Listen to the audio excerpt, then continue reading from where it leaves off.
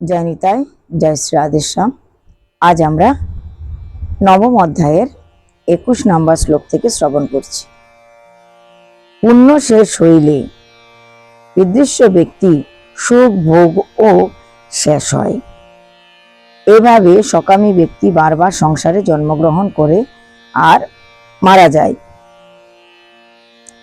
20 নম্বর শ্লোকে যেটা বলছিল, 20 নম্বর শ্লোকে কি বলেছে?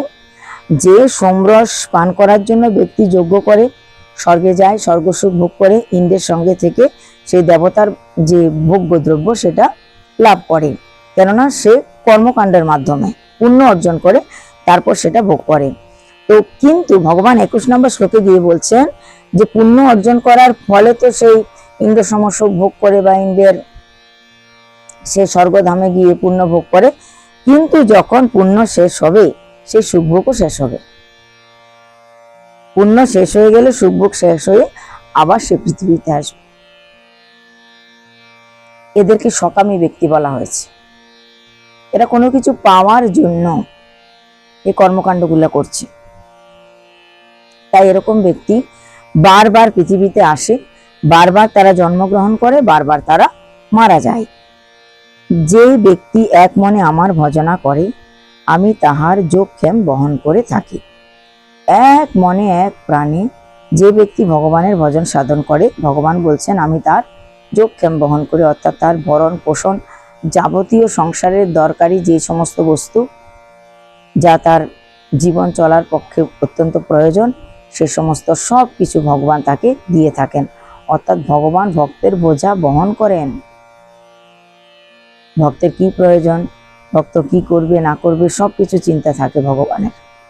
তাই ভগবানের প্রকৃত ভক্ত কেবল ভগবানেরই সেবা অর্চনা করে, সংসারের প্রতি তার কোনো চিন্তা থাকে না, কারণ তার সংসারটা দেখার জন্য তো গোবিন্দ আছে।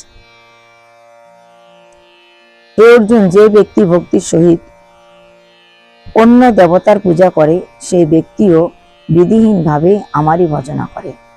তাহলে ভাগবত গীতায় ভগবান কি বলছেন? অন্য দেবতার পূজা করলেও ভগবান ধরে নেয় যে আমারই পূজা করছে। যেমন ভাগবতে আমরা গজেন্দ্র উপাখ্যানে পাই।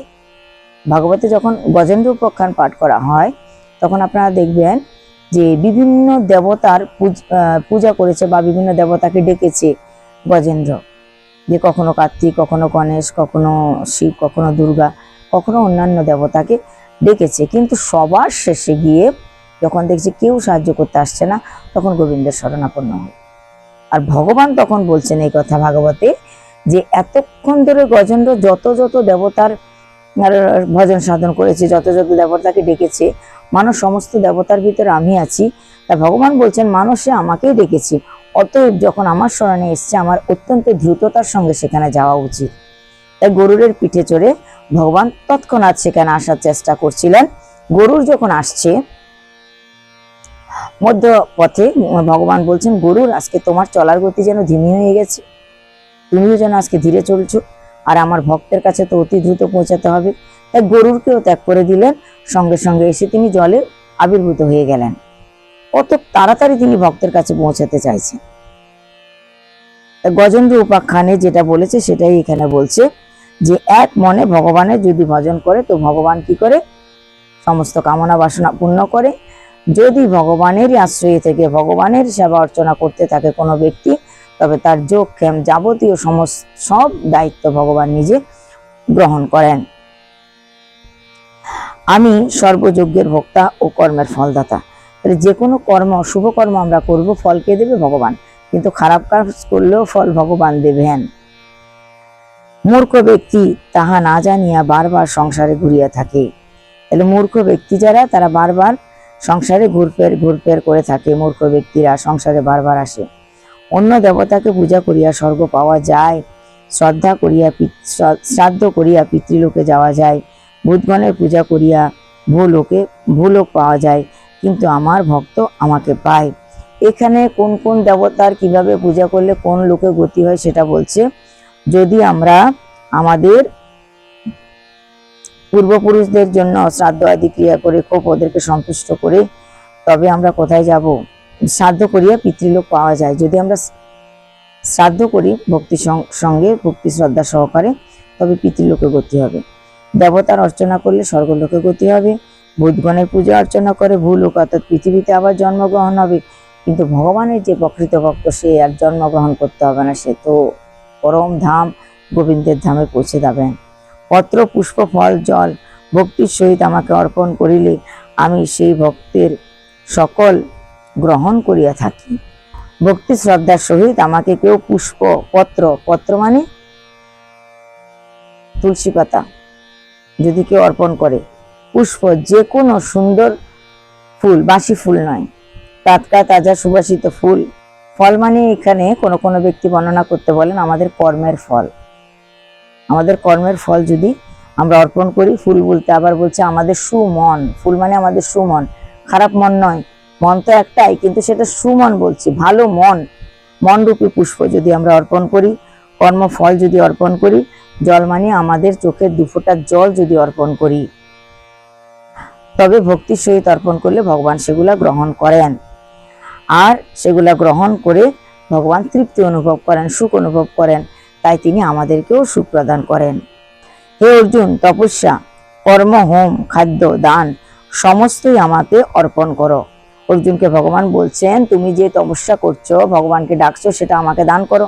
অর্থাৎ আমরা যেন কোনো তপস্যা করলে মনে মনে বলি হে গোবিন্দ, আমি যে তপস্যা করছি তার সমস্ত ফলটা তোমার। যদি কিছু দান করছি তুমি মনে মনে এটা বলো হে গোবিন্দ, তোমার জিনিস তোমাকেই তো দিচ্ছি, কাজে দানের ফলটা তোমার। হোম যজ্ঞ করলে সেটাও দাও ভগবানকে, খাদ্য দান করলে সেটাও দাও ভগবানকে, অর্থাৎ সব কিছু গোবিন্দের চরণ অর্পণ করো, গোবিন্দ তোমাকে অনেক বেশি করে রিটার্ন দেবেন।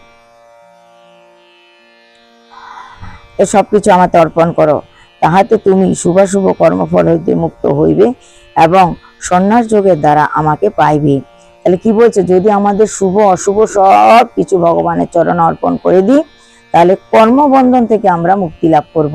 ভালো কর্মের জন্য স্বর্গেও যেতে হবে না, খারাপ কর্মের জন্য নরকেও যেতে হবে না, কেননা আমরা তো সব ভগবানকে দিয়েছি, ভালো কর্মের ফলও ভগবানকে দিয়েছি, খারাপ কর্মের ফলও ভগবানকে দিয়েছি, তাহলে আমরা জিরোতে আছি, সমতায় আছি।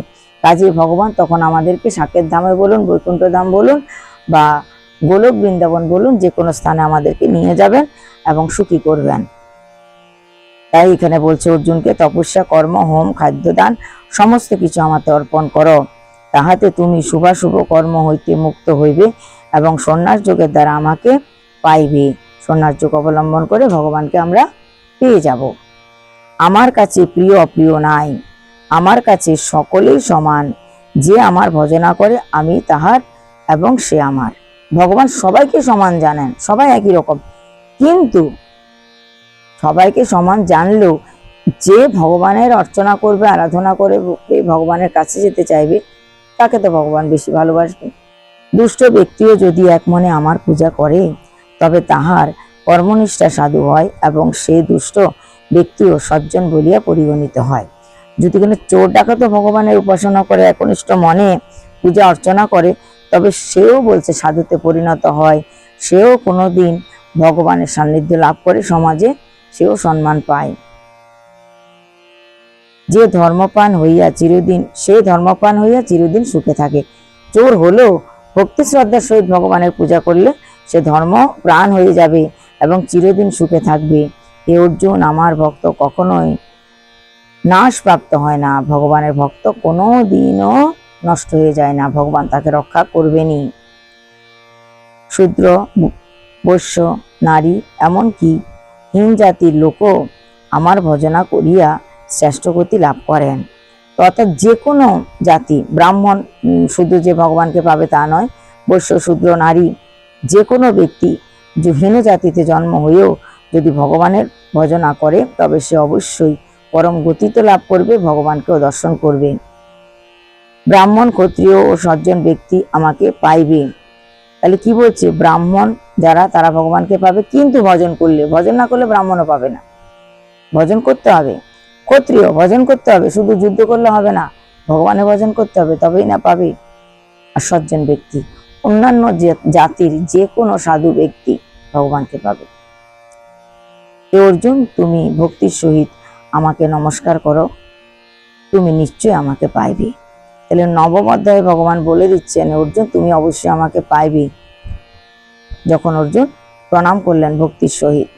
তখন বলছে, অবশ্যই তুমি আমাকে পাইবে, তুমি ভক্তির সহিত আমাকে প্রণাম করো, তুমি নিশ্চয়ই তাহলে আমাকে পেয়ে যাবে। শুধুমাত্র ভক্তির সঙ্গে যদি প্রণামটা করা যায়, তাহলে ইতি আমাদের রাজবিদ্যা রাজগুহ্য যোগ নামক নবম অধ্যায়। আজকে এই পর্যন্ত আমরা শ্রবণ করলাম, নবম অধ্যায় শেষ হয়েছে। আজকে এইটুকুই। জয় নিতাই, জয় শ্রী রাধেশ্বর।